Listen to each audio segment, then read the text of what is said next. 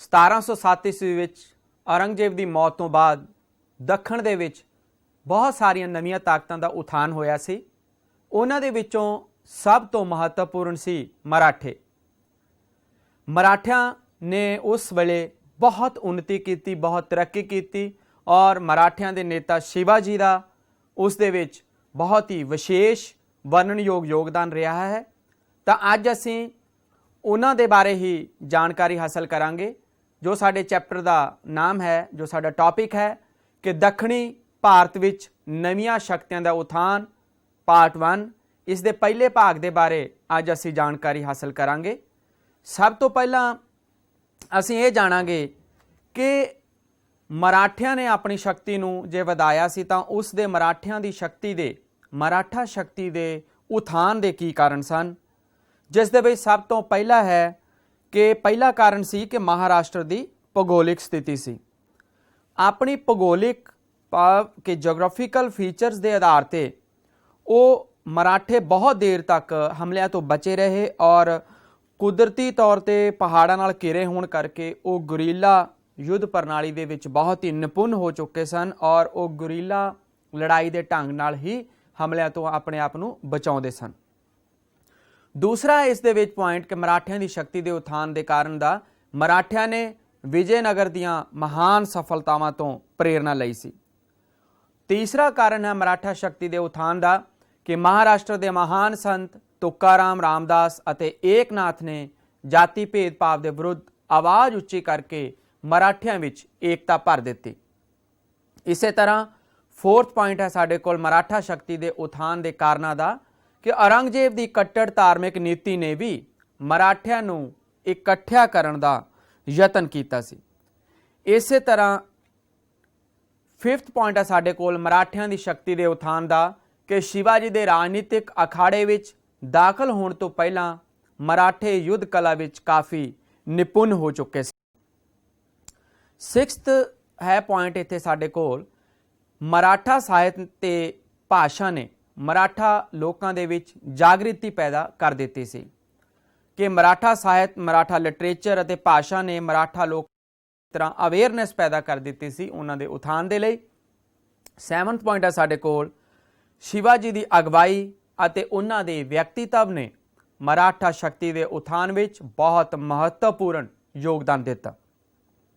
ਇਸ ਤਰ੍ਹਾਂ ਇਹਨਾਂ ਪੁਆਇੰਟਸ ਤੋਂ ਸਾਨੂੰ ਕੀ ਪਤਾ ਲੱਗਦਾ ਹੈ ਕਿ ਮਰਾਠਾ ਸ਼ਕਤੀ ਦਾ ਜੇ ਉਥਾਨ ਉਸ ਵੇਲੇ ਹੋਇਆ ਸੀ ਤਾਂ ਉਸ ਦੇ ਲਈ ਉਸ ਸਮੇਂ ਦੀ ਭੂਗੋਲਿਕ ਸਥਿਤੀ ਔਰ ਇਸ ਦੇ ਨਾਲ ਹੀ ਵਿਜੇਨਗਰ ਦੀਆਂ ਮਹਾਨ ਸਫਲਤਾਵਾਂ ਤੋਂ ਪ੍ਰੇਰਨਾ ਉਹਨਾਂ ਨੂੰ ਮਿਲੀ। ਨਾਲ ਹੀ ਮਹਾਨ ਸੰਤਾਂ ਨੇ ਵੀ ਕਾਫੀ ਪ੍ਰਭਾਵ ਪਾਇਆ, ਉਹਨਾਂ ਦੀ ਸਿੱਖਿਆਵਾਂ ਨੇ, ਉਹਨਾਂ ਦੀ ਪ੍ਰੀਚਿੰਗਸ ਨੇ ਔਰ ਇਸ ਦੇ ਨਾਲ ਸ਼ਿਵਾਜੀ ਦੇ ਰਾਜਨੀਤਿਕ ਅਖਾੜੇ ਵਿੱਚ ਦਾਖਲ ਹੋਣ ਤੋਂ ਪਹਿਲਾਂ ਮਰਾਠੇ ਯੁੱਧ ਕਲਾ ਦੇ ਵਿੱਚ ਕਾਫੀ ਨਿਪੁੰਨ ਹੋ ਚੁੱਕੇ ਸਨ। ਨਾਲ ਹੀ ਅਸੀਂ ਇਹ ਜਾਣਿਆ ਕਿ ਮਰਾਠਾ ਸਾਹਿਤ ਅਤੇ ਭਾਸ਼ਾ ਨੇ ਮਰਾਠਾ ਲੋਕਾਂ ਦੇ ਵਿੱਚ ਜਾਗ੍ਰਿਤੀ ਪੈਦਾ ਕੀਤੀ ਔਰ ਨਾਲ ਹੀ ਸ਼ਿਵਾਜੀ ਦੀ ਆਪਣੀ ਅਗਵਾਈ ਔਰ ਉਹਨਾਂ ਦੇ ਵਿਅਕਤੀਤਵ ਨੇ ਮਰਾਠਾ ਸ਼ਕਤੀ ਦੇ ਉਥਾਨ ਵਿੱਚ ਬਹੁਤ ਮਹੱਤਵਪੂਰਨ ਯੋਗਦਾਨ ਦਿੱਤਾ ਸੀ।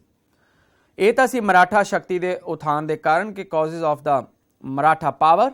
ਉਸ ਤੋਂ ਬਾਅਦ ਨੈਕਸਟ ਅਸੀਂ ਕਰਦੇ ਹਾਂ ਸ਼ਿਵਾਜੀ ਦੇ ਆਰੰਭਿਕ ਜੀਵਨ ਦੇ ਬਾਰੇ ਕਿ early careers and conquest of Shivaji Maratha ਦਾ ਮੁੱਢਲਾ ਜੀਵਨ ਅਤੇ ਜਿੱਤਾਂ, ਜਿਸ ਦੇ ਵਿੱਚ ਫਸਟ ਅਸੀਂ ਕਰਦੇ ਹਾਂ ਮੁੱਢਲੇ ਜੀਵਨ ਦੇ ਬਾਰੇ।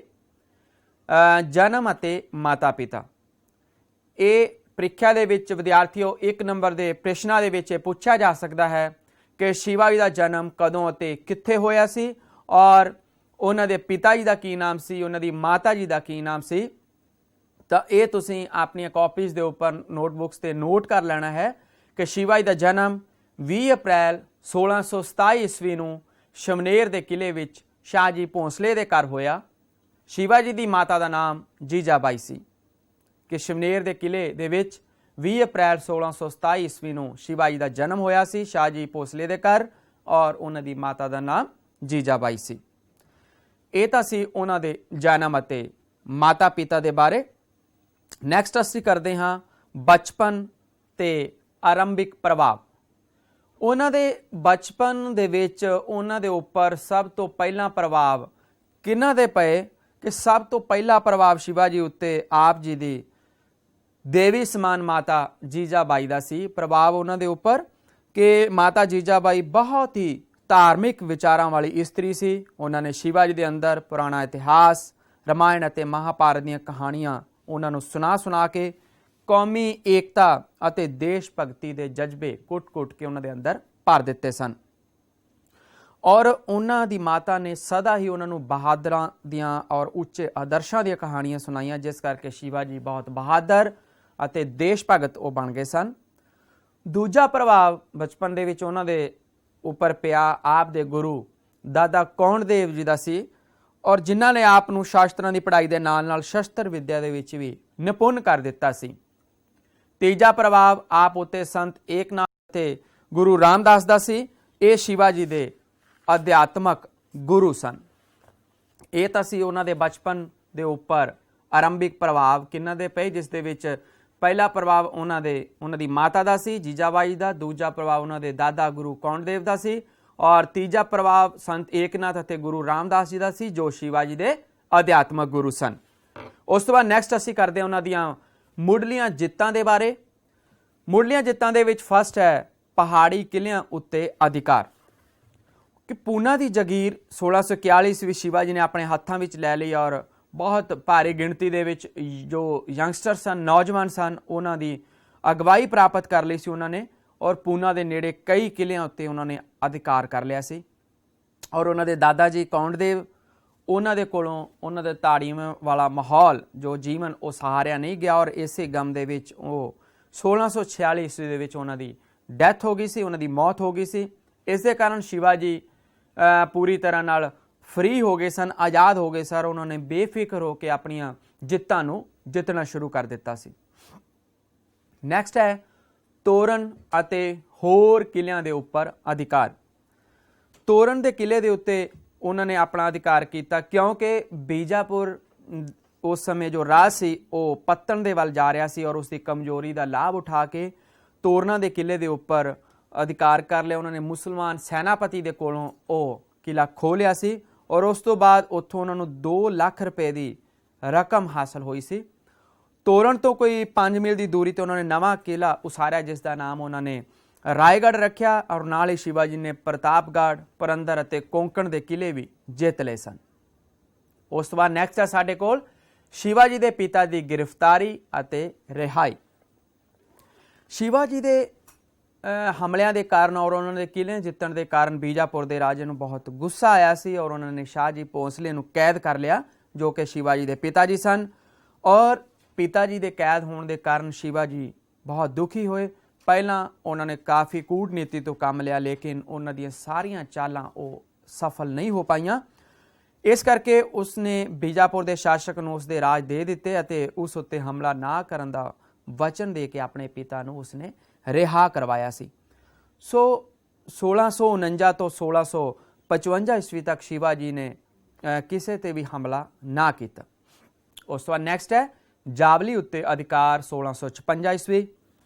ਜਾਵਲੀ ਦੇ ਪ੍ਰਸਿੱਧ ਕਿਲੇ ਉੱਤੇ ਸ਼ਿਵਾ ਜੀ ਨੇ 1656 ਈਸਵੀ ਅਧਿਕਾਰ ਕੀਤਾ ਸੀ। ਉਸ ਵੇਲੇ ਕਿਲਾ ਮਰਾਠਾ ਸਰਦਾਰ ਚੰਦਰ ਰਾਓ ਪਾਸ ਸੀ, ਔਰ ਚੰਦਰ ਰਾਓ ਨੇ ਉਸ ਵੇਲੇ ਬੀਜਾਪੁਰ ਦੇ ਰਾਜੇ ਨਾਲ ਸੰਧੀ ਕੀਤੀ ਹੋਈ ਸੀ, ਲੇਕਿਨ ਬੀਜਾਪੁਰ ਦੇ ਰਾਜੇ ਦੀ ਜਦੋਂ ਮੌਤ ਹੋ ਗਈ ਤਾਂ ਇਹ ਸੰਧੀ ਵੀ ਕਮਜ਼ੋਰ ਹੋ ਗਈ ਸੀ। ਇਸ ਕਰਕੇ ਬੜੇ ਸੌਖੇ ਤਰੀਕੇ ਨਾਲ ਹੀ ਜਾਵਲੀ ਦੇ ਕਿਲੇ ਉੱਤੇ ਸ਼ਿਵਾ ਜੀ ਦਾ ਅਧਿਕਾਰ ਹੋ ਗਿਆ ਸੀ। ਇਸ ਨਾਲ ਸ਼ਿਵਾ ਜੀ ਲਈ ਦੱਖਣ ਪੱਛਮ ਵੱਲ ਵਿਸਥਾਰ ਕਰਨ ਦਾ ਰਾਹ ਵੀ ਖੁੱਲ੍ਹ ਗਿਆ ਸੀ, ਔਰ ਬਹੁਤ ਸਾਰਾ ਖਜ਼ਾਨਾ ਉੱਥੋਂ ਸ਼ਿਵਾ ਜੀ ਦੇ ਹੱਥ ਲੱਗਿਆ ਸੀ, ਔਰ ਬਹੁਤ ਭਾਰੀ ਗਿਣਤੀ ਦੇ ਵਿੱਚ ਸ਼ਿਵਾ ਜੀ ਦੀ ਫੌਜ ਦੇ ਵਿੱਚ ਬਹੁਤ ਸਾਰੇ ਸੈਨਿਕ ਭਰਤੀ ਹੋ ਗਏ ਸਨ। ਇਹ ਤਾਂ ਸੀ ਸ਼ਿਵਾ ਜੀ ਦੀਆਂ ਮੁੱਢਲੀਆਂ ਜਿੱਤਾਂ। ਨੈਕਸਟ ਅਸੀਂ ਕਰਦੇ ਹਾਂ ਬੀਜਾਪੁਰ ਨਾਲ ਯੁੱਧ।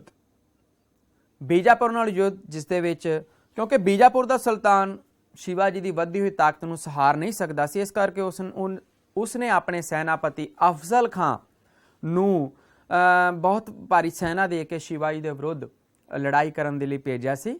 ਇਸ ਤਰ੍ਹਾਂ ਫਸਟ ਪੁਆਇੰਟ ਹੈ ਸਾਡੇ ਕੋਲ ਸ਼ਿਵਾ ਜੀ ਅਤੇ ਅਫਜ਼ਲ ਖਾਂ 1659 ਈਸਵੀ 1659 AD। ਇਸ ਦੇ ਵਿੱਚ ਅਸੀਂ ਦੇਖਦੇ ਹਾਂ ਕਿ ਸ਼ਿਵਾ ਜੀ ਤੇ ਅਫਜ਼ਲ ਖਾਂ ਦੇ ਵਿਚਕਾਰ, ਕਿਉਂਕਿ ਅਫਜ਼ਲ ਖਾਂ ਬਹੁਤ ਭਾਰੀ ਸੈਨਾ ਦੇ ਨਾਲ ਸ਼ਿਵਾ ਜੀ ਦੇ ਖਿਲਾਫ ਯੁੱਧ ਕਰਨ ਲਈ ਆਇਆ, ਔਰ ਅਫਜ਼ਲ ਖਾਂ ਆਪਣੇ ਆਪ ਨੂੰ ਬਹੁਤ ਹੀ ਚਲਾਕ ਅਤੇ ਬਹੁਤ ਹੀ ਤੇਜ਼ ਦਿਮਾਗ ਵਾਲਾ ਮੰਨਦਾ ਸੀ। ਉਹ ਜਦੋਂ ਮਹਾਰਾਸ਼ਟਰ ਵੱਲ ਵਧਿਆ ਤਾਂ ਉਸਨੇ ਬਹੁਤ ਸਾਰੇ ਇਲਾਕਿਆਂ ਵਿੱਚ ਲੁੱਟਮਾਰ ਕੀਤੀ।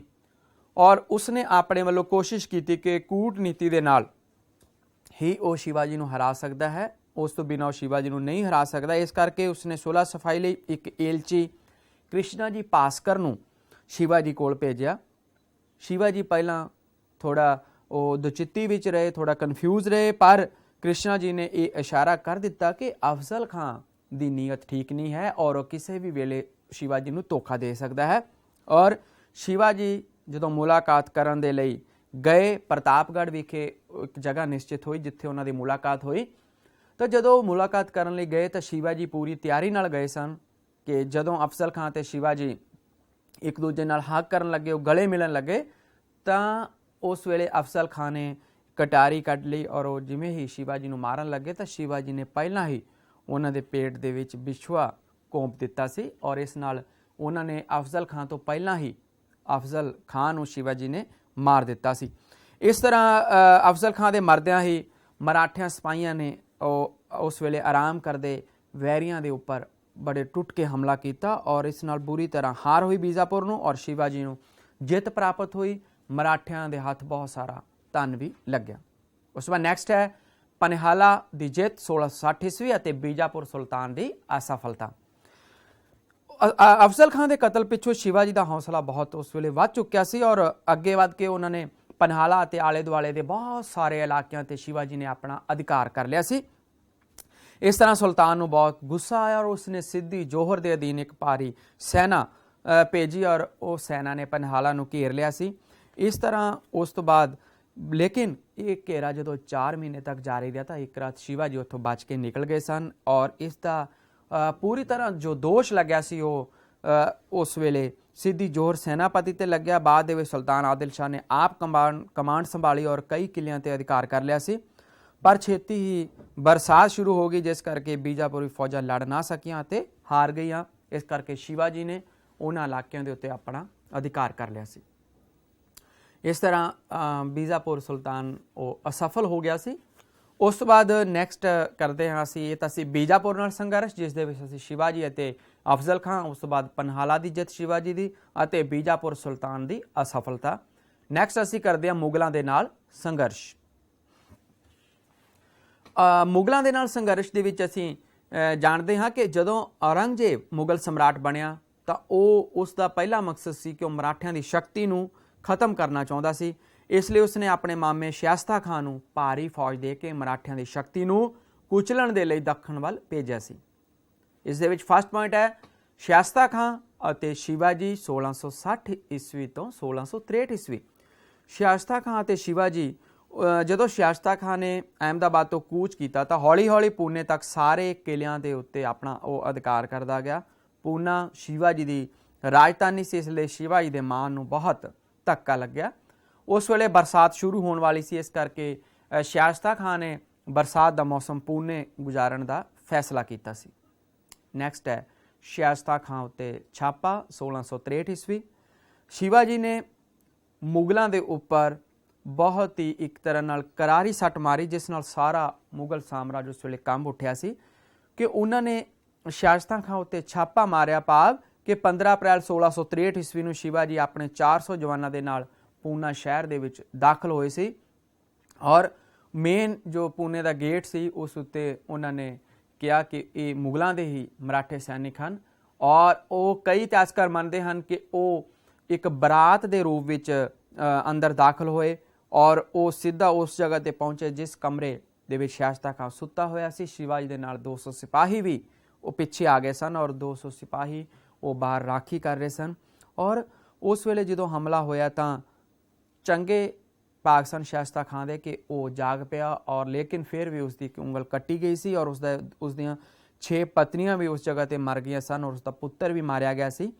ਔਰ ਇਸ ਨਾਲ ਬਾਅਦ ਦੇ ਵਿੱਚ ਜਦੋਂ ਮੁਗਲ ਫੌਜ ਜਾਗ ਪਈ ਸੀ ਤਾਂ ਸ਼ਿਵਾਜੀ ਨੇ ਉੱਥੋਂ ਜਾਣ ਦੇ ਵਿੱਚ ਹੀ ਆਪਣੀ ਭਲਾਈ ਸਮਝੀ ਸੀ ਔਰ ਇਸ ਤਰ੍ਹਾਂ ਅਨੇਕ ਮੁਗਲ ਮਾਰੇ ਗਏ ਸਨ ਔਰ ਸ਼ਾਇਸਤਾ ਖਾਨ ਦੀ ਬਹੁਤ ਬੇਇੱਜ਼ਤੀ ਹੋਈ ਸੀ। ਸਜ਼ਾ ਦੇ ਰੂਪ ਵਿੱਚ ਔਰੰਗਜ਼ੇਬ ਨੇ ਸ਼ਾਇਸਤਾ ਖਾਨ ਨੂੰ ਬੰਗਾਲ ਦੇ ਵਿੱਚ ਬਦਲ ਦਿੱਤਾ ਸੀ। ਇਸ ਕਰਕੇ ਕਾਫੀ ਮਾਨ ਸਨਮਾਨ ਦੇ ਵਿੱਚ ਵਾਧਾ ਹੋਇਆ ਸੀ ਸ਼ਿਵਾਜੀ ਦੇ। ਉਸ ਤੋਂ ਬਾਅਦ ਨੈਕਸਟ ਹੈ ਸੂਰਤ ਦੀ ਲੁੱਟ 1664 ਈਸਵੀ।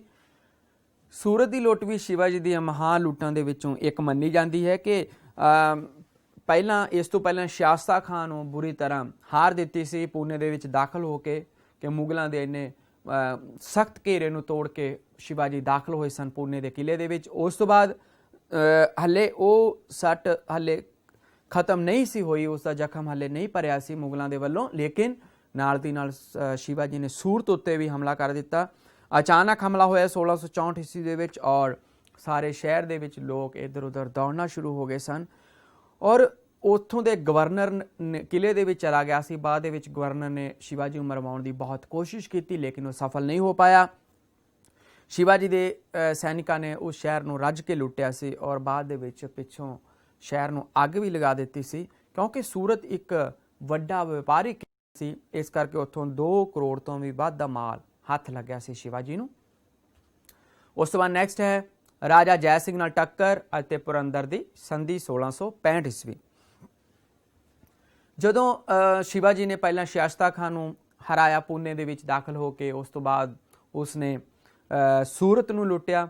ਜਦੋਂ ਇਹਨਾਂ ਖਬਰਾਂ ਦਾ ਔਰੰਗਜ਼ੇਬ ਨੂੰ ਪਤਾ ਲੱਗਿਆ ਤਾਂ ਔਰੰਗਜ਼ੇਬ ਨੇ ਆਪਣੇ ਪ੍ਰਸਿੱਧ ਸੈਨਾਪਤੀ ਰਾਜਾ ਜੈ ਸਿੰਘ ਨੂੰ ਦੀ ਕਮਾਂਡ ਦੇ ਇੱਕ ਭਾਰੀ ਫੌਜ ਸ਼ਿਵਾਜੀ ਨੂੰ ਕੁਚਲਣ ਦੇ ਲਈ ਭੇਜੀ ਔਰ ਰਾਜਾ ਜੈ ਸਿੰਘ ਸ਼ਿਵਾਜੀ ਦੇ ਬਾਰੇ ਚੰਗੀ ਤਰ੍ਹਾਂ ਜਾਣਦਾ ਸੀ, ਇਸ ਕਰਕੇ ਜਦੋਂ ਉਹ ਵਧਿਆ ਤਾਂ ਉਸਨੇ ਸ਼ਿਵਾਜੀ ਦੇ ਦੁਸ਼ਮਣਾਂ ਨੂੰ ਔਰ ਕਾਫੀ ਸਾਰੇ ਮਰਾਠਿਆਂ ਨੂੰ ਵੀ ਨਾਲ ਆਪਣੇ ਮਿਲਾ ਲਿਆ ਸੀ ਔਰ ਉਹ ਬਹੁਤ ਸਾਰੇ ਇਲਾਕਿਆਂ ਤੇ ਕਬਜ਼ਾ ਕਰਦਾ ਚਲਾ ਗਿਆ ਔਰ ਜਿਸ ਕਰਕੇ ਬਾਅਦ ਦੇ ਵਿੱਚ ਬਹੁਤ ਦੇਰ ਤੱਕ ਉਹ ਸ਼ਿਵਾਜੀ ਉਹਨਾਂ ਦਾ ਮੁਕਾਬਲਾ ਨਹੀਂ ਕਰ ਸਕੇ ਔਰ ਸ਼ਿਵਾਜੀ ਨੇ ਆਪਣੇ ਸੰਧੀ ਕਰਨ ਦੇ ਵਿੱਚ ਹੀ ਆਪਣੀ ਭਲਾਈ ਸਮਝੀ ਸੀ, ਇਸ ਕਰਕੇ ਉਹਨਾਂ ਨੇ ਪੁਰੰਦਰ ਦੀ ਸੰਧੀ ਕਰਨ ਦੀ ਪ੍ਰਵਾਨਗੀ ਦੇ ਦਿੱਤੀ ਸੀ। ਤੇ ਇਸ ਤਰ੍ਹਾਂ ਰਾਜਾ ਜੈ ਸਿੰਘ ਅਤੇ ਸ਼ਿਵਾਜੀ ਦੇ ਵਿਚਕਾਰ ਪੁਰੰਦਰ ਦੀ ਸੰਧੀ ਹੋਈ, ਜਿਸ ਦੇ ਵਿੱਚ ਜੋ ਸ਼ਰਤਾਂ ਸਨ ਉਹ ਅਸੀਂ ਅੱਗੇ ਕਰਦੇ ਹਾਂ। ਪੁਰੰਦਰ ਦੀ ਸੰਧੀ ਦੀਆਂ ਕੀ ਸ਼ਰਤਾਂ ਸਨ ਜੋ ਕਿ 1665 ਈਸਵੀ ਦੇ ਵਿੱਚ ਹੋਈ। ਇਸ ਦੇ ਵਿੱਚ ਸ਼ਿਵਾਜੀ ਨੇ ਆਪਣੇ 23 ਕਿਲੇ ਤੇ ਉਹਨਾਂ ਨਾਲ ਸੰਬੰਧਿਤ ਇਲਾਕੇ ਮੁਗਲਾਂ ਨੂੰ ਦੇ ਦਿੱਤੇ। ਇਸ ਇਲਾਕੇ ਤੋਂ ਕੋਈ 4.5 ਲੱਖ ਦੇ ਕਰੀਬ ਕੋਈ ਆਮਦਨ, ਕੋਈ 4 ਲੱਖ ਦੇ ਕਰੀਬ ਉਸ ਵੇਲੇ ਆਮਦਨ ਹੁੰਦੀ ਸੀ ਔਰ ਸੈਕਿੰਡ ਸੀ ਕਿ ਸ਼ਿਵਾਜੀ ਪਾਸ ਰਾਜਗੜ੍ਹ ਸਮੇਤ 12 ਕਿਲੇ ਰਹਿਣ ਦਿੱਤੇ ਗਏ ਔਰ ਨਾਲ ਹੀ ਕਿਹਾ ਗਿਆ ਕਿ ਉਹ ਮੁਗਲ ਰਾਜ ਦੇ ਵਫਾਦਾਰ ਰਹਿਣਗੇ। ਉਸ ਤੋਂ ਬਾਅਦ ਥਰਡ ਪੁਆਇੰਟ ਕੀ ਸੀ ਪੁਰੰਦਰ ਦੀ ਸੰਧੀ ਦਾ ਕਿ ਉਹਨਾਂ ਦੇ ਪੁੱਤਰ ਸ਼ੰਭਾਜੀ ਨੂੰ 5000 ਦਾ ਮਨਸਬਦਾਰ ਬਣਾ ਦਿੱਤਾ ਗਿਆ ਸੀ। ਭਾਵ ਕਿ ਸ਼ਿਵਾਜੀ ਨੂੰ ਤਾਂ ਉਹਨਾਂ ਨੇ ਆਪਣੇ ਅੰਡਰ ਨਹੀਂ ਕੀਤਾ ਲੇਕਿਨ ਉਹਨਾਂ ਦੇ ਬੇਟੇ ਨੂੰ ਸ਼ੰਭਾਜੀ ਨੂੰ 5000 ਦਾ ਮਨਸਬਦਾਰ ਬਣਾ ਦਿੱਤਾ ਗਿਆ ਸੀ। ਉਸ ਤੋਂ ਬਾਅਦ ਨੈਕਸਟ ਹੈ ਦੱਖਣ ਦੀ ਲੜਾਈ ਲਈ ਸ਼ਿਵਾਜੀ ਨੇ ਮੁਗਲਾਂ ਦੀ ਸਹਾਇਤਾ ਕਰਨੀ ਪ੍ਰਵਾਨ ਕਰ ਲਈ ਸੀ ਔਰ ਉਸ ਦੇ ਵਿੱਚ ਨੈਕਸਟ ਅੱਗੇ ਹੈ ਕਿ ਮੁਗਲਾਂ ਨੇ ਸ਼ਿਵਾਜੀ ਨੂੰ ਕੋਂਕਣ ਦਾ ਇਲਾਕਾ ਦੇਣਾ ਪ੍ਰਵਾਨ ਕਰ ਲਿਆ ਸੀ ਔਰ ਜਿਸ ਦੇ ਬਦਲੇ ਵਿੱਚ ਸ਼ਿਵਾਜੀ ਮੁਗਲਾਂ ਨੂੰ 13 ਸਾਲਾਨਾ ਕਿਸ਼ਤਾਂ ਵਿੱਚ 40 ਲੱਖ ਹੋਣ ਦੇਣਗੇ ਔਰ ਇਹ ਸੰਧੀ ਜੈ ਸਿੰਘ ਦੀ ਭਾਵ ਮੁਗਲਾਂ ਦੀ ਰਾਜਨੀਤਿਕ ਸਫਲਤਾ ਸੀ ਉਹਨਾਂ ਦੀ। ਉਸ ਤੋਂ ਬਾਅਦ 6 ਪੁਆਇੰਟ ਹੈ ਮੁਗਲਾਂ ਨਾਲ ਸੰਘਰਸ਼ ਦੀ ਸ਼ਿਵਾਜੀ ਮੁਗਲ ਦਰਬਾਰ ਵਿੱਚ। 1666 ਈਸਵੀ ਵਿੱਚ ਜੈ ਸਿੰਘ ਨੂੰ ਬੀਜਾਪੁਰ ਦੇ ਵਿਰੁੱਧ ਬਹੁਤ ਭਾਰੀ ਸਫਲਤਾ ਨਾ ਹੋਈ, ਉਹ ਵਾਪਸ ਆ ਗਿਆ। ਉਸ ਨੂੰ ਫਿਕਰ ਸੀ ਕਿ ਸ਼ਿਵਾਜੀ ਮੁਗਲਾਂ ਦੀ ਗੈਰਹਾਜ਼ਰੀ ਦੇ ਵਿੱਚ ਬੀਜਾਪੁਰ ਨਾਲ ਨਾ ਮਿਲ ਜਾਵੇ, ਇਸ ਕਰਕੇ ਸ਼ਿਵਾਜੀ ਨੂੰ ਉਸਨੇ ਔਰੰਗਜ਼ੇਬ ਨਾਲ ਮਿਲਣ ਲਈ ਮਨਾ ਲਿਆ ਸੀ। ਜੈ ਸਿੰਘ ਦੋਹਾਂ ਪਾਸਿਆਂ ਤੋਂ ਮਾਨ ਸਨਮਾਨ ਲੈਣਾ ਚਾਹੁੰਦਾ ਸੀ, ਸ਼ਿਵਾਜੀ ਵੱਲੋਂ ਵੀ ਔਰ ਔਰੰਗਜ਼ੇਬ ਵੱਲੋਂ ਵੀ। ਇਸ ਕਰਕੇ ਸ਼ਿਵਾਜੀ ਉਸ ਗੱਲ ਤੇ ਅਮਲ ਕਰਦੇ ਹੋਏ 16 ਅਪ੍ਰੈਲ 1666 ਈਸਵੀ ਨੂੰ ਆਪਣੇ ਪੁੱਤਰ ਸ਼ੰਭਾਜੀ ਸਮੇਤ 350 ਸਿਪਾਹੀਆਂ ਨੂੰ ਲੈ ਕੇ ਆਗਰੇ ਵੱਲ ਚੱਲ ਪਏ। ਉਹਨਾਂ ਨੇ ਔਰੰਗਜ਼ੇਬ ਨੂੰ 1000 ਮੋਹਰਾਂ, 2000 ਰੁਪਏ ਅਤੇ 5000 ਰੁਪਏ ਸਿਰ ਵਾਰਨੇ ਦੇ ਰੂਪ ਵਿੱਚ ਭੇਟ ਕੀਤੇ ਔਰ ਔਰੰਗਜ਼ੇਬ ਨੇ ਇਹਨਾਂ ਚੀਜ਼ਾਂ ਦੇ ਵੱਲ ਕੋਈ ਧਿਆਨ ਨਾ ਦਿੱਤਾ, ਨਾ ਹੀ ਉਹਨਾਂ ਨੇ ਸ਼ਿਵਾਜੀ ਨੂੰ ਕੋਈ ਮਾਨ ਸਨਮਾਨ ਦਿੱਤਾ। ਉਹਨਾਂ ਨੇ 5000 ਮਨਸਬਦਾਰਾਂ ਦੀ ਤੀਜੀ ਕਤਾਰ ਦੇ ਵਿੱਚ ਸ਼ਿਵਾਜੀ ਨੂੰ ਖੜੇ ਹੋਣ ਦਾ ਹੁਕਮ ਦਿੱਤਾ ਔਰ ਸ਼ਿਵਾਜੀ ਤੋਂ ਇਹ ਅਪਮਾਨ ਸਹਾਰਿਆ ਨਾ ਗਿਆ। ਸ਼ਿਵਾਜੀ ਨੂੰ ਕੈਦ ਕਰ ਲਿਆ ਗਿਆ ਲੇਕਿਨ ਸ਼ਿਵਾਜੀ ਨੇ ਹਾਰ ਨਹੀਂ ਮੰਨੀ ਸੀ ਔਰ ਬਿਮਾਰੀ ਦੇ ਬਹਾਨੇ ਮਠਿਆਈਆਂ ਦੀਆਂ ਟੋਕਰੀਆਂ ਦੇ ਵਿੱਚ ਉਹ ਦਾਨ ਕਰਨ ਲਈ ਉਹਨਾਂ ਦੇ ਉਸ ਦੇ ਹੱਥ ਲਗਵਾ ਕੇ ਬਾਹਰ ਭੇਜੇ ਗਈਆਂ। ਇੱਕ ਦਿਨ ਉਹ ਆਪ ਉਸ ਦਾ ਪੁੱਤਰ ਸ਼ੰਭਾਜੀ ਵੀ ਮਠਿਆਈਆਂ ਦੀ ਟੋਕਰੀ ਦੇ ਵਿੱਚ ਬੈਠ ਕੇ ਉਹ ਬਾਹਰ ਆ ਗਏ ਸਨ ਔਰ ਮਹਾਰਾਸ਼ਟਰ ਪੁੱਜ ਗਏ। ਉਹਨਾਂ ਦੇ ਆਉਣ 'ਤੇ ਬਹੁਤ ਸਾਰੀਆਂ ਖੁਸ਼ੀਆਂ ਮਨਾਈਆਂ ਗਈਆਂ ਸੀ ਔਰ ਔਰੰਗਜ਼ੇਬ ਦੀ ਇਹ ਬਹੁਤ ਵੱਡੀ ਭਾਰੀ ਹਾਰ ਸੀ। ਉਸ ਤੋਂ ਬਾਅਦ ਨੈਕਸਟ ਹੈ ਮੁਗਲਾਂ ਨਾਲ ਸਮਝੌਤਾ। ਬਾਅਦ ਦੇ ਵਿੱਚ ਔਰੰਗਜ਼ੇਬ ਸ਼ਿਵਾਜੀ ਤੋਂ ਆਪਣੀ ਹਾਰ ਦਾ ਬਦਲਾ ਲੈਣਾ ਚਾਹੁੰਦਾ ਸੀ ਲੇਕਿਨ ਉਹ ਚਾਰੇ ਪਾਸਿਆਂ ਤੋਂ ਮੁਸੀਬਤਾਂ ਦੇ ਨਾਲ ਘਿਰਿਆ ਹੋਇਆ ਸੀ। ਇੱਕ ਪਾਸੇ ਤਾਂ ਉਸ ਨੂੰ ਈਰਾਨੀਆਂ ਦੇ ਹਮਲੇ ਦਾ ਡਰ ਸੀ ਔਰ ਦੂਜੇ ਪਾਸੇ ਯੂਸਫਜ਼ਈ ਅਤੇ ਕਬੀਲਿਆਂ ਜਿਹੜੇ ਕਬਾਇਲੀ ਸੀ ਉਹਨਾਂ ਦੀਆਂ ਬਗਾਵਤਾਂ ਦਾ ਵੀ ਡਰ ਸੀ। ਇਸ ਕਰਕੇ ਉਸਨੇ ਸ਼ਿਵਾਜੀ ਨਾਲ ਸੁਲ੍ਹਾ ਸਫਾਈ ਉਸਨੂੰ ਕਰਨੀ ਪਈ ਔਰ ਸ਼ਿਵਾਜੀ ਨੇ ਇਸ ਕਰਕੇ ਆਪਣੀ ਤਾਕਤ ਨੂੰ ਸੰਗਠਿਤ ਕਰਨਾ ਸ਼ੁਰੂ ਕਰ ਦਿੱਤਾ ਸੀ। ਉਸ ਤੋਂ ਬਾਅਦ ਅੱਗੇ ਸੂਰਤ ਉੱਤੇ ਦੂਜਾ ਹਮਲਾ 1670 ਈਸਵੀ।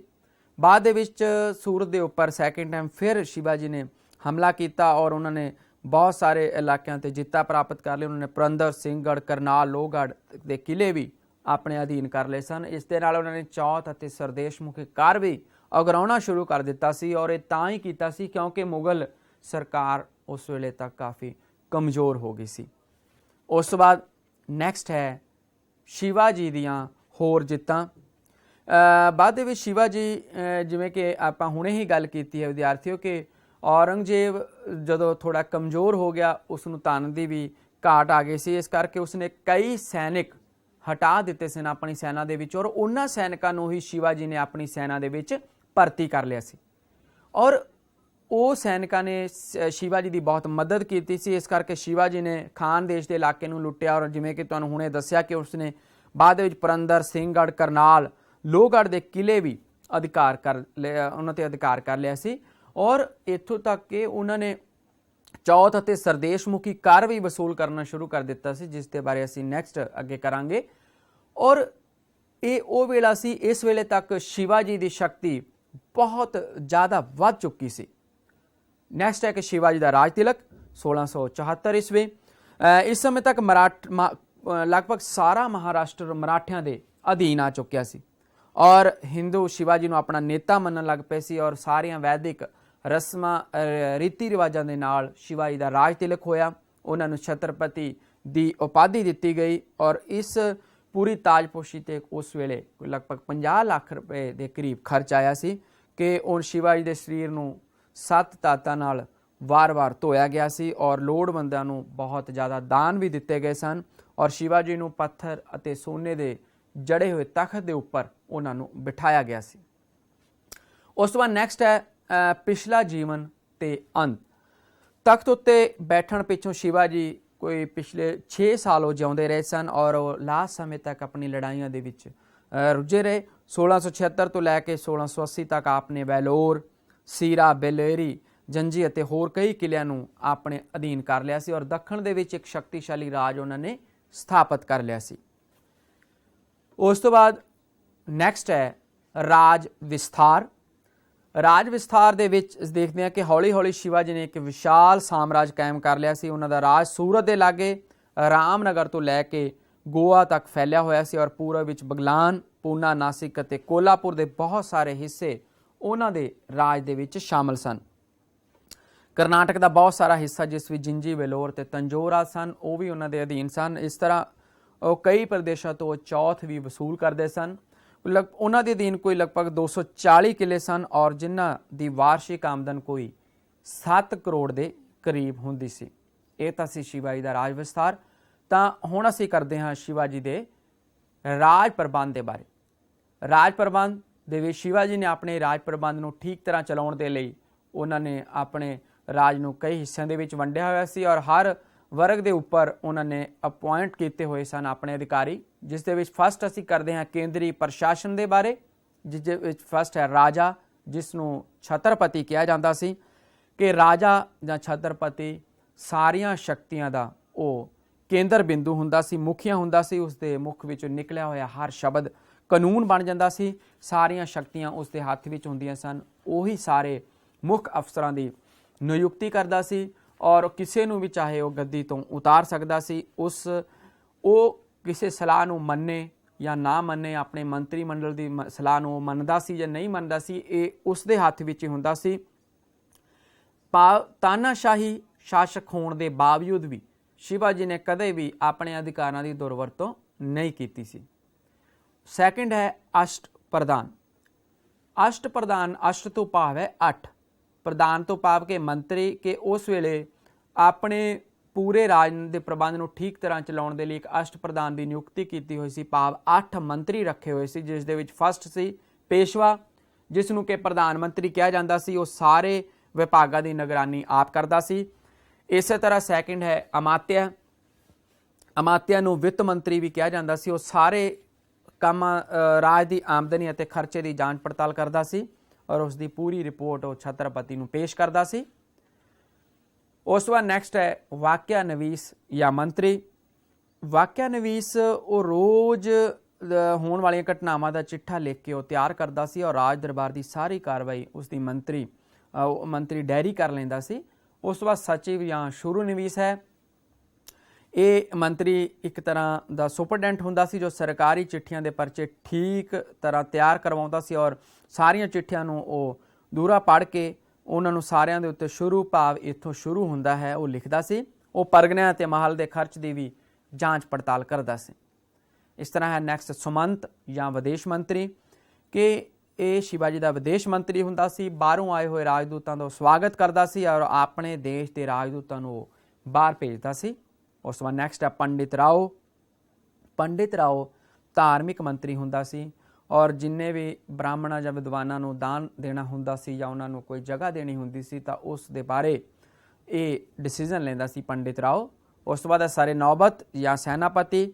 ਸੈਨਾਪਤੀ ਜਾਂ ਸਰੇ ਨੌਬਤ ਮਰਾਠਾ ਫੌਜ ਦਾ ਕਮਾਂਡਰ ਇਨ ਚੀਫ ਹੁੰਦਾ ਸੀ। ਉਸ ਦਾ ਕੰਮ ਹੁੰਦਾ ਸੀ ਫੌਜ ਦੇ ਵਿੱਚ ਸੈਨਿਕਾਂ ਦੀ ਭਰਤੀ ਕਰਨਾ, ਉਹਨਾਂ ਦਾ ਸੰਗਠਨ ਕਰਨਾ ਔਰ ਫੌਜ ਦੇ ਵਿੱਚ ਡਿਸਿਪਲਿਨ ਕਾਇਮ ਰੱਖਣਾ, ਇਹ ਉਸ ਦਾ ਕੰਮ ਹੁੰਦਾ ਸੀ। ਉਸ ਤੋਂ ਬਾਅਦ ਨੈਕਸਟ ਹੈ ਨਿਆਂਧੀਸ਼ ਜਾਂ ਚੀਫ ਜਸਟਿਸ। ਨਿਆਂਧੀਸ਼ ਨਿਆਂ ਵਿਭਾਗ ਦਾ ਮੁਖੀਆ ਹੁੰਦਾ ਸੀ। ਦੀਵਾਨੀ ਅਤੇ ਫੌਜਦਾਰੀ ਦੋਹਾਂ ਦੇ ਮੁਕੱਦਮਿਆਂ ਦੇ ਫੈਸਲਾ ਕਰਦਾ ਸੀ। ਇਹਨਾਂ 8 ਮੰਤਰੀਆਂ ਵਿੱਚੋਂ ਪੰਡਿਤ ਰਾਓ ਦੇ ਨਿਆਂਧੀਸ਼ ਨੂੰ ਛੱਡ ਕੇ ਬਾਕੀਆਂ ਨੂੰ ਕਈ ਵਾਰੀ ਰਣ ਭੂਮੀ ਦੇ ਵਿੱਚ ਵੀ ਜੰਗ ਦੇ ਮੈਦਾਨ ਦੇ ਵਿੱਚ ਵੀ ਆਉਣਾ ਪੈਂਦਾ ਸੀ। ਇਹ ਤਾਂ ਸਨ ਅਸ਼ਟਪ੍ਰਧਾਨ 8 ਮੰਤਰੀ ਸਨ। ਉਸ ਤੋਂ ਬਾਅਦ ਗੱਲ ਕਰਦੇ ਹਾਂ ਸਥਾਨਿਕ ਰਾਜ ਪ੍ਰਬੰਧ ਦੀ। ਸਥਾਨਿਕ ਰਾਜ ਪ੍ਰਬੰਧ ਜਿਸ ਦੇ ਵਿੱਚ ਪਹਿਲਾਂ ਹੈ ਪ੍ਰਾਂਤ ਦਾ ਪ੍ਰਬੰਧ। ਸ਼ਿਵਾਜੀ ਨੇ ਸਾਰਾ ਸਾਮਰਾਜ 3 ਪ੍ਰਾਂਤਾਂ ਦੇ ਵਿੱਚ ਵੰਡਿਆ ਹੋਇਆ ਸੀ। ਉੱਤਰੀ ਪ੍ਰਾਂਤ, ਦੱਖਣੀ ਪ੍ਰਾਂਤ ਅਤੇ ਦੱਖਣੀ ਪੂਰਬੀ ਪ੍ਰਾਂਤ। ਹਰ ਪ੍ਰਾਂਤ ਦਾ ਮੁਖੀ ਇੱਕ ਸੂਬੇਦਾਰ ਹੁੰਦਾ ਸੀ ਔਰ ਸੂਬੇਦਾਰ ਦਾ ਮੇਨ ਕੰਮ ਹੁੰਦਾ ਸੀ ਆਪਣੇ ਪੂਰੇ ਪ੍ਰਾਂਤ ਦੇ ਵਿੱਚ ਨਿਗਰਾਨੀ ਰੱਖਣਾ, ਸ਼ਾਂਤੀ ਵਿਵਸਥਾ ਬਣਾਏ ਰੱਖਣਾ ਔਰ ਆਪਣੇ ਵੱਲੋਂ ਸਮਰਾਟ ਨੂੰ ਭਾਵ ਕਿ ਰਾਜਾ ਨੂੰ, ਛਤਰਪਤੀ ਨੂੰ ਹਰ ਪੱਖੋਂ ਸਹਾਇਤਾ ਦੇਣਾ ਉਸ ਦਾ ਸੂਬੇਦਾਰ ਦਾ ਕੰਮ ਹੁੰਦਾ ਸੀ। ਨੈਕਸਟ ਹੈ ਪਰਗਨੇ ਦਾ ਪ੍ਰਬੰਧ। ਸ਼ਿਵਾਜੀ ਨੇ ਅੱਗੇ ਆਪਣੇ ਕਈ ਪ੍ਰਾਂਤਾਂ ਨੂੰ ਕਈ ਪਰਗਨਿਆਂ ਦੇ ਵਿੱਚ ਵੰਡਿਆ ਹੋਇਆ ਸੀ ਔਰ ਉਸ ਪਰਗਨਿਆਂ ਦੇ ਵਿੱਚ ਸਰਕਾਰੀ ਕਰ ਇਕੱਠਾ ਕਰਨ ਵਾਲੇ ਨੂੰ ਕਲੈਕਟਰ ਕਿਹਾ ਜਾਂਦਾ ਸੀ ਜਿਸ ਦੇ ਅਧੀਨ ਸੈਨਿਕ ਵੀ ਉਸ ਵੇਲੇ ਹੁੰਦੇ ਸਨ।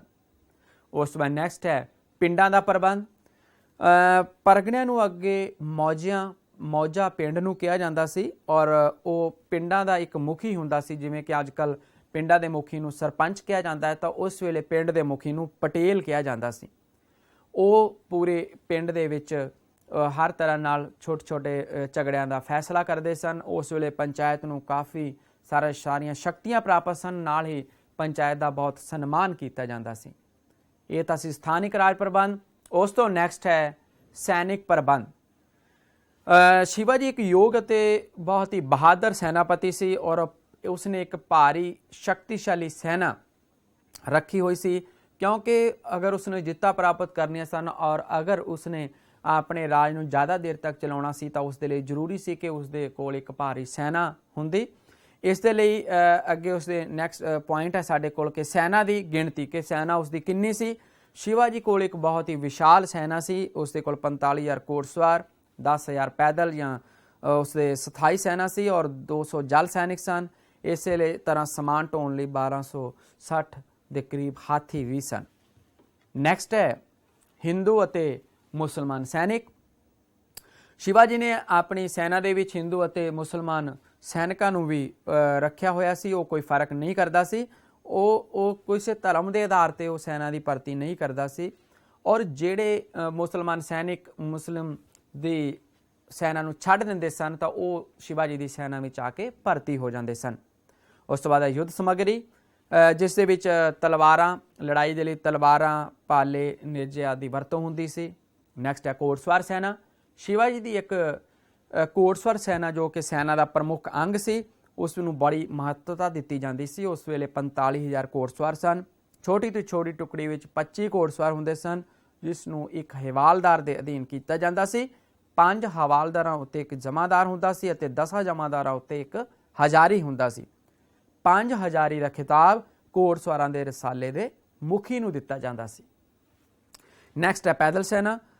ਪੈਦਲ ਸੈਨਾ ਵਿੱਚ ਸਭ ਤੋਂ ਛੋਟੀ ਇਕਾਈ 9 ਸੈਨਿਕਾਂ ਦੀ ਹੁੰਦੀ ਸੀ, ਜਿਸ ਨੂੰ ਨਾਇਕ ਦੇ ਅਧੀਨ ਕੀਤਾ ਜਾਂਦਾ ਸੀ ਔਰ 5 ਨਾਇਕਾਂ ਉੱਤੇ ਹਵਾਲਦਾਰ, 2 ਹਵਾਲਦਾਰਾਂ ਉੱਤੇ ਇੱਕ ਜੁਮਲਾਦਾਰ ਅਤੇ 10 ਜੁਮਲਾਦਾਰਾਂ ਉੱਤੇ ਇੱਕ ਹਜ਼ਾਰੀ ਅਫਸਰ ਹੁੰਦਾ ਸੀ। ਇਹਨਾਂ ਸਭ ਦੇ ਉੱਪਰ 7 ਹਜ਼ਾਰੀ ਅਫਸਰ ਹੁੰਦਾ ਸੀ ਔਰ 7 ਹਜ਼ਾਰੀਆਂ ਦੇ ਉੱਪਰ ਇੱਕ ਸੈਨਾਪਤੀ ਹੁੰਦਾ ਸੀ। ਉਸ ਤੋਂ ਬਾਅਦ ਹੈ ਅੱਗੇ ਹਾਥੀ ਅਤੇ ਊਂਠ ਸੈਨਾ। ਕਈ ਇਤਿਹਾਸਕਾਰਾਂ ਨੇ ਸ਼ਿਵਾਜੀ ਦੇ ਹਾਥੀ ਅਤੇ ਊਂਠ ਸੈਨਾ ਬਾਰੇ ਵੀ ਲਿਖਿਆ ਹੈ ਕਿ ਪਰ ਇਹਨਾਂ ਦੀ ਗਿਣਤੀ ਦੇ ਵਿੱਚ ਅੰਤਰ ਦੱਸਦੇ ਹਨ। ਕੋਈ ਮੰਨਦੇ ਹਨ ਕਿ ਸ਼ਿਵਾਜੀ ਦੇ ਕੋਲ 1260 ਹਾਥੀ ਸਨ ਔਰ 3000 ਦੇ ਕਰੀਬ ਊਂਠ ਸਨ। ਇਸ ਤੋਂ ਬਾਅਦ ਨੈਕਸਟ ਹੈ ਕਿ ਜਲ ਸੈਨਾ। ਜਲ ਸੈਨਾ ਭਾਵ ਕਿ ਸ਼ਿਵਾਜੀ ਦੇ ਕੋਲ ਇੱਕ ਸ਼ਕਤੀਸ਼ਾਲੀ ਜਹਾਜ਼ੀ ਬੇੜਾ ਮੁਗਲਾਂ ਦੇ ਜਹਾਜ਼ਾਂ ਨੂੰ ਲੁੱਟਣ ਲਈ ਵੀ ਸੀ ਉਸ ਵੇਲੇ। ਉਸ ਤੋਂ ਬਾਅਦ ਨੈਕਸਟ ਹੈ ਤੋਪਖਾਨਾ, ਕਿ ਸ਼ਿਵਾਜੀ ਕੋਲ ਮੁਗਲਾਂ ਦੇ ਵਾਂਗਣ ਇੱਕ ਤੋਪਖਾਨਾ ਜ਼ਿਆਦਾ ਵੱਡਾ ਤਾਂ ਨਹੀਂ ਸੀ, ਲੇਕਿਨ ਉਹਨਾਂ ਦੇ ਕੋਲ ਆਪਣੀਆਂ ਕੁਝ ਛੋਟੀਆਂ ਤੋਪਾਂ ਵੀ ਸਨ 80 ਦੇ ਕਰੀਬ। ਉਸ ਤੋਂ ਬਾਅਦ ਹੈ ਕਿਲੇ। ਸ਼ਿਵਾਜੀ ਕੋਲ ਬਹੁਤ ਸਾਰੇ ਲਗਭਗ 280 ਦੇ ਕਰੀਬ ਕਿਲੇ ਸਨ। ਉਸ ਤੋਂ ਬਾਅਦ ਸੈਨਿਕਾਂ ਦੀਆਂ ਤਨਖਾਹਾਂ। ਸ਼ਿਵਾਜੀ ਦੇ 1000 ਦੀ ਵਾਰਸ਼ਿਕ ਤਨਖਾਹ 1000 ਹੋਣ ਦੇ ਕਰੀਬ ਹੁੰਦੀ ਸੀ। ਸੈਨਿਕਾਂ ਨੂੰ ਤਨਖਾਹ ਉਸ ਵੇਲੇ ਨਗਦ ਦਿੱਤੀ ਜਾਂਦੀ ਸੀ। ਨੈਕਸਟ ਹੈ ਅਨੁਸ਼ਾਸਨ, ਕਵਾਇਦ ਅਤੇ ਕੂਚ। ਉਸ ਵੇਲੇ ਸੈਨਾ ਦੇ ਵਿੱਚ ਸਖਤ ਅਨੁਸ਼ਾਸਨ ਹੁੰਦਾ ਸੀ ਔਰ ਲੁੱਟ ਦਾ ਸਮਾਨ ਸੈਨਿਕ ਆਪਣੀ ਮਰਜ਼ੀ ਨਾਲ ਨਹੀਂ ਲਿਜਾ ਸਕਦੇ ਸਨ ਔਰ ਉਹਨਾਂ ਫੌਜ ਦਾ ਅਨੁਸ਼ਾਸਨ ਤੋੜਨ ਵਾਲਿਆਂ ਨੂੰ ਮੌਤ ਦੀ ਸਜ਼ਾ ਦਿੱਤੀ ਜਾਂਦੀ ਸੀ। ਉਸ ਤੋਂ ਬਾਅਦ ਹੈ ਗੁਪਤਚਰ ਵਿਭਾਗ, ਕਿ ਸ਼ਿਵਾਜੀ ਦਾ ਇੱਕ ਗੁਪਤਚਰ ਵਿਭਾਗ ਵੀ ਹੁੰਦਾ ਸੀ। ਅੱਗੇ ਹੈ ਵਿੱਤ ਵਿਵਸਥਾ, ਜਿਸ ਦੇ ਵਿੱਚ ਹੈ ਭੂਮੀ ਕਰ ਪ੍ਰਣਾਲੀ, ਕਿ ਭੂਮੀ ਕਰ ਪ੍ਰਣਾਲੀ ਨੂੰ 3 ਹਿੱਸਿਆਂ ਦੇ ਵਿੱਚ ਸ਼ਿਵਾਜੀ ਨੇ ਵੰਡਿਆ ਹੋਇਆ ਸੀ ਔਰ ਆਮਦਨ ਦੇ ਕੁਝ ਹੋਰ ਸਾਧਨ ਵੀ ਸਨ, ਜਿਸ ਦੇ ਵਿੱਚ ਹੈ ਚੌਥ ਅਤੇ ਸਰਦੇਸ਼ਮੁਖੀ। ਚੌਥ ਦੇ ਲਈ ਜਸਟਿਸ ਰਾਨਾਡੇ ਕਹਿੰਦੇ ਹਨ ਕਿ ਚੌਥ ਇੱਕ ਤਰ੍ਹਾਂ ਦਾ ਕਰ ਸੀ ਜੋ ਮਰਾਠੇ ਇੱਕ ਪ੍ਰਦੇਸ਼ ਨੂੰ ਦੂਜੇ ਦੇਸ਼ ਦੀ ਤਬਾਹੀ ਤੋਂ ਬਚਾਉਣ ਲਈ ਪ੍ਰਾਪਤ ਕਰਦੇ ਸਨ। ਡਾਕਟਰ ਸੀਨ ਦੇ ਸ਼ਬਦਾਂ ਵਿੱਚ ਕਿ ਇਹ ਮਰਾਠਾ ਸਰਦਾਰ ਦੀ ਤਾਕਤ ਨਾਲ ਉਗਰਾਇਆ ਹੋਇਆ ਇੱਕ ਕਰ ਹੁੰਦਾ ਸੀ ਅਤੇ ਕਾਸ਼ਤਕਾਰ ਦੀ ਕਾਸ਼ਤ ਦਾ ਚੌਥਾ ਹਿੱਸਾ ਹੁੰਦਾ ਸੀ। ਇੱਕ ਤਰ੍ਹਾਂ ਦਾ 1/4 ਹੁੰਦਾ ਸੀ ਇਹ। ਉਸ ਤੋਂ ਬਾਅਦ ਸਰਦੇਸ਼ਮੁਖੀ। ਸਰਦੇਸ਼ਮੁਖੀ ਭਾਵ ਕਿ ਸਾਰੇ ਇਲਾਕੇ ਦੇ ਸਰਦਾਰ ਉਹ ਆਪਣਾ ਦੇਸ਼ਮੁਖ ਮੰਨਦੇ ਸਨ ਸ਼ਿਵਾਜੀ ਨੂੰ ਔਰ ਆਪਣੀ ਆਮਦਨ ਦਾ 10ਵਾਂ ਹਿੱਸਾ ਉਹ ਸ਼ਿਵਾਜੀ ਨੂੰ ਦਿੰਦੇ ਸਨ। ਉਸ ਤੋਂ ਬਾਅਦ ਨਿਆਂ ਪ੍ਰਬੰਧ। ਨਿਆਂ ਪ੍ਰਬੰਧ ਉਹ ਹਿੰਦੂ ਧਰਮ ਸ਼ਾਸਤਰਾਂ ਉੱਤੇ ਆਧਾਰਿਤ ਸੀ, ਕੋਈ ਲਿਖਤੀ ਨਿਆਂ ਪ੍ਰਬੰਧ ਨਹੀਂ ਹੁੰਦਾ ਸੀ ਉਸ ਵੇਲੇ ਔਰ ਕਿਉਂਕਿ ਸਭ ਤੋਂ ਵੱਡੀ ਅਦਾਲਤ ਤਾਂ ਸ਼ਿਵਾਜੀ ਦੀ ਆਪਣੀ ਹੁੰਦੀ ਸੀ ਔਰ ਉਸ ਤੋਂ ਬਾਅਦ ਪਿੰਡਾਂ ਦੇ ਵਿੱਚ ਪੰਚਾਇਤਾਂ ਫੈਸਲਾ ਕਰਦੀਆਂ ਸਨ, ਫੌਜਦਾਰੀ ਮੁਕੱਦਮਿਆਂ ਦੇ ਫੈਸਲੇ ਪਟੇਲ ਕਰਦੇ ਸਨ ਔਰ ਅੰਤਲੀ ਅਦਾਲਤ ਹਾਜ਼ਰ ਮਜਲਿਸ ਦੀ ਹੁੰਦੀ ਸੀ, ਜਿਸ ਦਾ ਸ਼ਿਵਾਜੀ ਆਪ ਨਿਆਂ ਕਰਦੇ ਸਨ। ਉਸ ਤੋਂ ਬਾਅਦ ਹੈ ਸ਼ਿਵਾਜੀ ਦੇ ਉੱਤਰਾਧਿਕਾਰੀ, ਕਿ ਸ਼ਿਵਾਜੀ ਦੀ ਡੈਥ ਤੋਂ ਬਾਅਦ ਸ਼ਿਵਾਜੀ ਦੇ ਉੱਤਰਾਧਿਕਾਰੀ ਆਏ ਜਿਹੜੇ ਸ਼ੰਭੂ ਜੀ, ਜੋ ਕਿ 1608 ਈਸਵੀ ਤੋਂ 1699 ਈਸਵੀ ਦੇ ਵਿੱਚ ਤੱਕ ਰਹੇ। ਉਸ ਤੋਂ ਬਾਅਦ ਇਹ ਅਯੋਗ ਸਨ। ਬਾਅਦ ਵਿੱਚ ਰਾਜਾ ਰਾਮ ਜੋ ਸ਼ਿਵਾਜੀ ਦੇ ਉੱਤਰਾਧਿਕਾਰੀ ਬਣੇ 1699 ਤੋਂ 1700 ਈਸਵੀ ਤੱਕ, ਇਹ ਬਹੁਤ ਹੀ ਯੋਗ ਸਨ। ਇਸੇ ਤਰ੍ਹਾਂ ਤਾਰਾਬਾਈ ਆਏ ਔਰ ਤਾਰਾਬਾਈ ਉੱਤਰਾਧਿਕਾਰੀ। ਇਸੇ ਤਰ੍ਹਾਂ ਸ਼ਾਹੂ ਜੀ ਜੋ ਕਿ 1708 ਈਸਵੀ ਤੋਂ 1749 ਈਸਵੀ ਤੱਕ ਸ਼ਿਵਾਜੀ ਦੇ ਉੱਤਰਾਧਿਕਾਰੀ ਰਹੇ। ਇਹ ਸਨ ਸ਼ਿਵਾਜੀ ਦੇ ਉੱਤਰਾਧਿਕਾਰੀ। ਤਾਂ ਵਿਦਿਆਰਥੀਓ, ਮੈਨੂੰ ਉਮੀਦ ਹੈ ਕਿ ਤੁਹਾਨੂੰ ਚੰਗੇ ਤਰੀਕੇ ਨਾਲ ਸਮਝ ਆ ਗਿਆ ਹੋਣਾ ਹੈ। ਧੰਨਵਾਦ।